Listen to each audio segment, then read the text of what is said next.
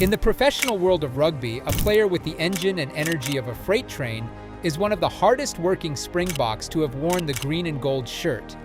But sometimes, life gets really cruel and throws something that no one sees coming.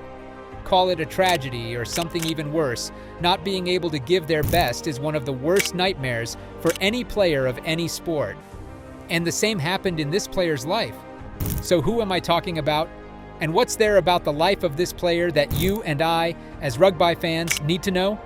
This is Pieter-Steph du Toit, and this is how he made his way to a triumph that defined him as a passionate rugby player, even after almost losing something he didn't imagine. Born on August 20th, 1992, in Cape Town, South Africa, Pieter du Toit comes from a family with strong rugby origins. His grandfather, Pieter-Steph du Toit, was a well-known Springbok prop, and his father, Pieter du Toit, also played competitive rugby. Growing up on a farm in the Western Cape, du Toit was immersed in a culture that emphasized hard work, discipline, and resilience. These values would shape his attitude toward rugby and life in general. Du Toit attended Hoërskool Swartland in Malmesbury, where he demonstrated his rugby talent early on. His accomplishments in school rugby secured him a place on the Western Province young teams, where he continued to impress with his talents and physicality. It was evident from a young age that du Toit had the capacity to reach the highest levels of rugby. After school, du Toit attended the Sharks Academy in Durban, which was a critical step in his rugby career.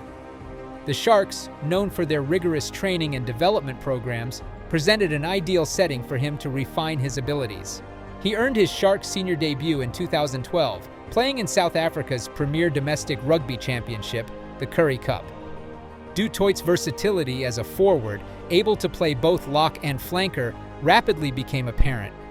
His athleticism, hard ethic, and comprehension of the game distinguished him from his contemporaries. By 2013, he had made his Super Rugby debut with the Sharks against some of the finest sides in the Southern Hemisphere. Pieter-Steph du Toit debuted for the South African national side, the Springboks, in 2013. Given his outstanding domestic performances, his debut in international rugby was met with high expectations. However, his journey was anything but smooth. In 2014, he sustained a severe knee injury that necessitated surgery and extensive rehabilitation.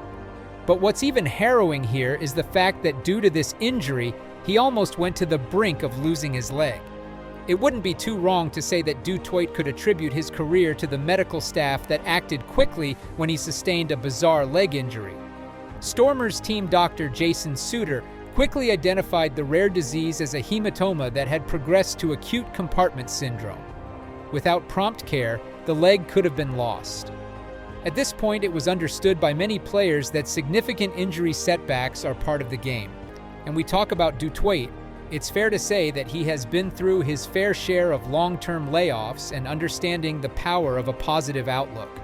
Du Toit tore his anterior cruciate ligament, forcing him to miss the remainder of the season. A year later, on the same day, he damaged the same knee and was told his World Cup dreams were ended. At the time, while talking about what he was going through, du Toit said, "There's a long, hard road ahead of me. I'm just trying to stay positive. Fortunately, I've been keeping up with my rehab, and my wife, who is a physiotherapist, has been helping me during the lockdown to ensure that I don't lose any time." But here's when the unexpected happened. What kept du Toit going was his passion and zeal for the game that he didn't give up easily. And a later consultation indicated that the player could recover in time, provided he flew to Germany to have the injured ligaments replaced. Pieter, du Toit's father, generously donated his own ligaments to the project. Later that year, du Toit traveled to England with the Boks squad for the World Cup. Du Toit saw significant difficulties between 2016 and 2019. Each time, he battled back to full fitness. Each time, he returned stronger and more determined to improve his game. "I've had to deal with a few big setbacks in my career, but none have been so complicated and potentially life-changing," said du Toit. But the truth was that he could have lost his leg. He had a large scar that reminded him of the occurrence. To allow the swelling to diminish, the wound had to remain open for some time after it occurred. And the fact that he became scared the first time he saw it was even disturbing. Looking at that all day was not a pleasant experience, as you could expect. At the same time, he had to be grateful to learn that he would eventually recover and regain use of his leg. But there was much more to life than rugby. During the procedure, the surgeon checked several nerves in the leg. They didn't respond. After surgery, the muscle remained so enlarged that the skin could not be stretched over the wound to sew it. So for 12 days, the interior of Du Toit's thigh was exposed to the public via a more than a foot-long wound. When he flexed his leg, Du Toit noticed a hole in the muscle that had been sliced to allow the physicians to operate. At this point, the prospect of him ever playing rugby again seemed remote. By the time the wound could be patched, Du Toit had lost roughly 10 kilos, the majority of which was muscle mass from the damaged thigh. Many nerve endings were irreparably damaged. It would be over a year before he played rugby again. At that time, Du Toit faced his most difficult challenge, convincing everyone that he could return to the well, that his finest days were not behind him, and that he could compete in a third World Cup at the age of 31. But the road back had not been frictionless. No one, not even himself, had thought that an injury would bring a premature end to his comeback. However, Du Toit didn't stop. A move last year to Toyota Verblitz in the prestigious but less competitive Japanese league raised questions about whether he was still performing at the requisite level. Jacques Nienaber and Rassi Erasmus, however, were his staunch supporters throughout. And when you watch performances like the one he gave against New Zealand, you understand why.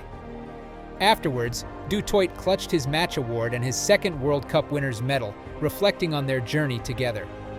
"I guess as a team, we like drama," he commented. "Perhaps when you've almost lost a limb, that extra sprint doesn't feel so burdensome.